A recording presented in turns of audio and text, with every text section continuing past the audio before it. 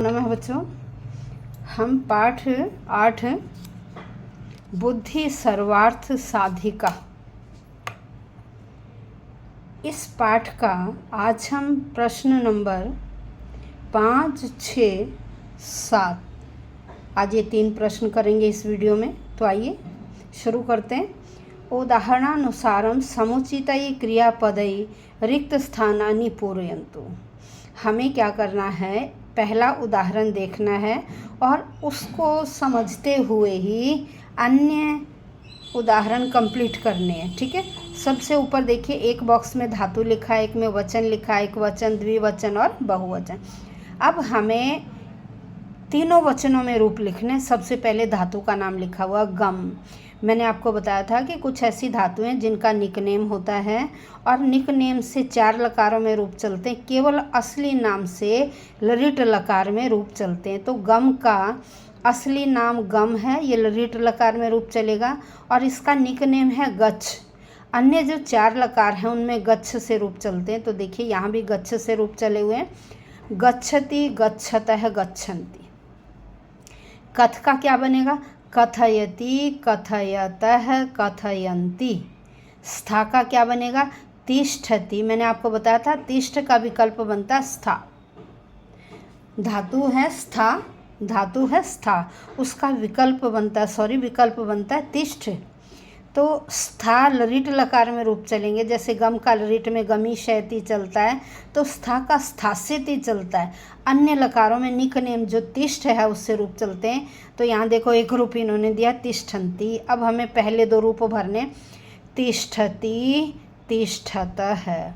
अब क्रि धातु, क्रि का मतलब करना, करोमि, कुर्वः, कुर्मः। क्या आएगा, कुर्मः। कैसे लिखोगे आप कुर्मः को,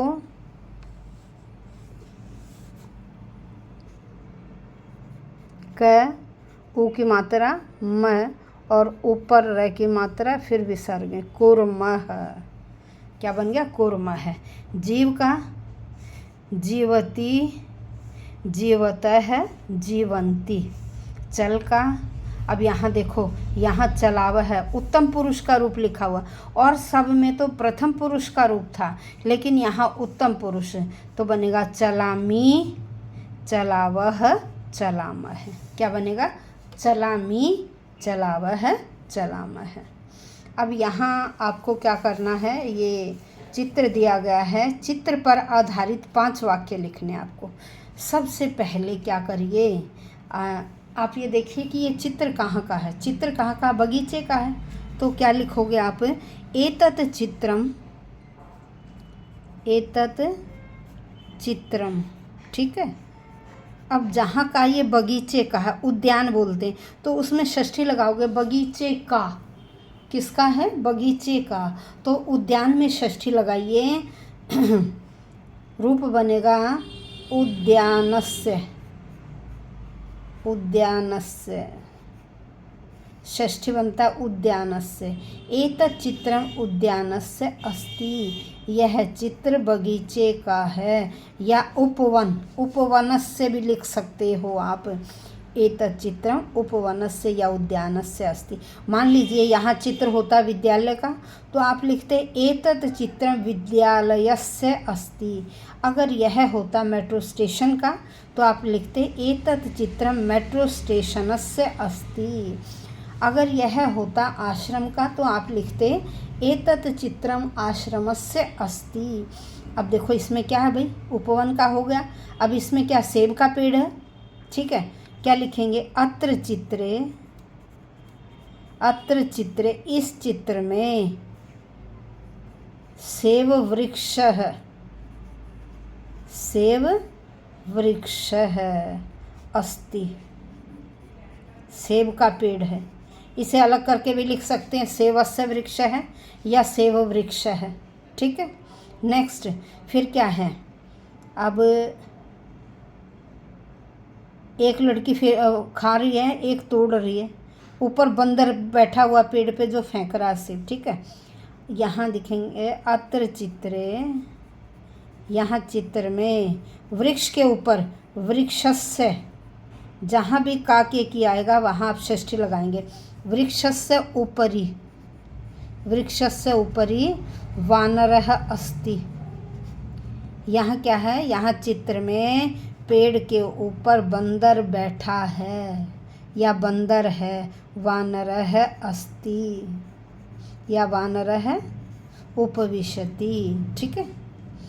अब लड़की खा रही है। बालिका, बालिका सेवम, सेवम खादती, बालिका सेवम खादती, सेव को खा रही है। फिर पेड़ के नीचे लड़का बैठा है, बच्चे बैठे हैं। वृक्षस्य अधः, पेड़ के नीचे वृक्षस्य अधः बालकाः, दो बच्चे बैठे हैं ना। वृक्षस्य अधः बालकाः, बहुत सारे बालक हैं। बालकाः सन्ति। वृक्षस्य अधः बालकाः, बालक में बच्चे भी आ गए, लड़कियां भी आ गई। वृक्षस्य अधः बालकाः सन्ति। तो इस तरह से आप चित्र के बारे में लिखेंगे। ठीक है। अब हम चलते हैं नेक्स्ट क्वेश्चन पर। नेक्स्ट में आइए। नेक्स्ट में क्या है, अधोलिखितानां पर्याय पदानां मेलनं कृत्वा, हमें मेल करना है, आपस में मिलाना है ये। ठीक है। ये संस्कृत के पर्याय शब्द हैं। गजह है, गजह का हमने क्या पढ़ा था शब्द में, जहाँ वर्ड मीनिंग थे वहाँ था हस्ती, तो यहाँ लिखा गजह है, यहाँ लिखा हस्ती। अब नेक्स्ट है पदम, पद होता है पैर, पैर का क्या है, चरण है, तो यहाँ लिखेंगे पदम और यहाँ लिखेंगे चरण है। नेक्स्ट चंद्र है, चंद्र का हमने पढ़ा पाठ में शशांक, तो यहाँ लिखेंगे चंद्र है, यहाँ लिखेंगे शशांक। सरोवर, सरोवर है का जलाशय है, सरोवर है जलाशय है। नेक्स्ट प्रजा, प्रजा का जनता, यहाँ प्रजा और यहाँ जनता। अब योग्यता विस्तार में देखिए क्या है। कार्य आरंभात कार्य समाप्ते कालः वर्तमान कालः उच्यते। कार्य शुरू से ख़त्म तक का काल कौन सा होता है, वर्तमान काल। ठीक है। काम को शुरू किया, जो समय चला उसी में शुरू करेंगे, उसी में ख़त्म करेंगे। ठीक है। वर्तमान कालस्य कृते लट लकारः भवति। वर्तमान काल के लिए जिन वाक्यों के अंत में ता है, ती है, ते हैं, इट मीन्स वो प्रेजेंट टेंस के हैं। प्रेजेंट टेंस के वाक्यों का अनुवाद करते समय हम लट लकार का प्रयोग करेंगे। प्रेजेंट टेंस वर्तमान काल के वाक्यों का अनुवाद करते समय लट लकार का प्रयोग करेंगे। और लकार में 3 पुरुष होते हैं, प्रथम पुरुष, मध्यम पुरुष और उत्तम पुरुष। हर पुरुष में 3 वचन होते हैं, एक वचन, द्विवचन और बहुवचन।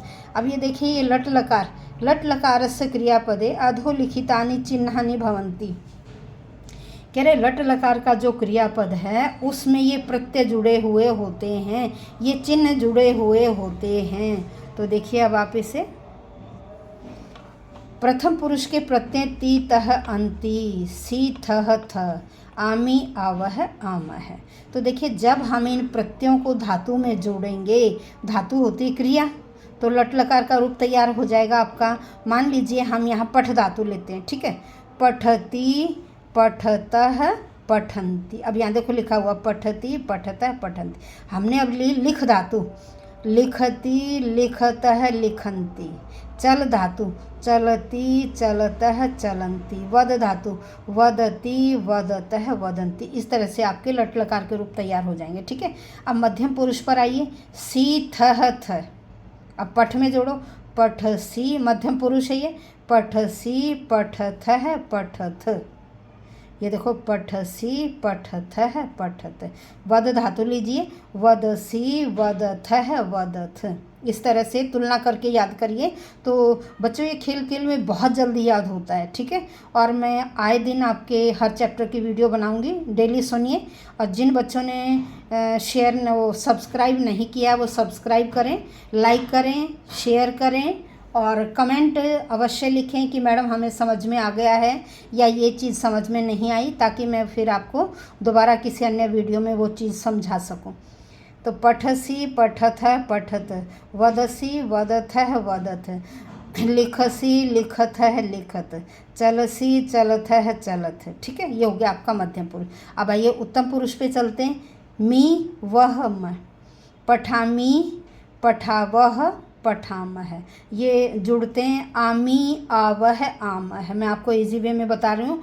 आमी, पठ में आमी जोड़ेंगे बन जाएगा पठामी, पठ में आवह जोड़ेंगे बनेगा पठावह, पठ में आमह जोड़ेंगे बनेगा पठाम। ऐसे ही लिख में आमी जोड़ेंगे लिखामी, चल में आमी जोड़ेंगे चलामी, वद में आमी जोड़ेंगे वदामी, हस में आमी जोड़ेंगे हसामी, आवह जोड़ेंगे हसामह, वदावह लिखावह चलावह, आमह जोड़ेंगे पठामह, वदावह चलावह, क्रीड़ामह खेलामह, हसामह आदि। तो ये आज मैंने आपको ये लट लकार के प्रत्ययों के बारे में बता दिया। कोई भी धातु आ जाए पेपर में, आपको ये प्रत्यय यदि अच्छी तरह से याद हैं तो आप ये ऐड करते जाइए और आपका लट लकार का रूप कंप्लीट हो जाएगा। ठीक है, और आज आपका ये पाठ 8 कंप्लीट हो गया, क्योंकि पाठ का नाम क्या था? बुद्धि सर्वार्थ साधिका। बुद्धि ही सारे कामों को सिद्ध करने वाली होती है। बुद्धि ही हमारी सोचने समझने की शक्ति हमें प्रदान करती है, तो हम ठीक गलत का निर्णय ले पाते हैं। अगर शरीर भारी है और बुद्धि नहीं है तो क्या है? फिर वह काम का नहीं। इसलिए बुद्धि अवश्य होनी चाहिए। बुद्धि ही सारे कार्य सिद्ध करती है। सोच समझकर ही हमें कार्य करने चाहिए। तो अब देखो, जो प्रोजेक्ट वर्क है उसमें क्या लिखा हुआ? पठिता नाम धातु रूपाण संग्रहणम कुर्वन्तु। जो पाठ में आई हुई धातुएं हैं उनका संग्रह करना है और उनका आपको इस तरह से लट लकार वर्तमान काल में रूप वचन लिखने हैं। तो आशा करती हूँ बच्चों पाठ समझ में आ गया होगा। धन्यवाद बच्चों।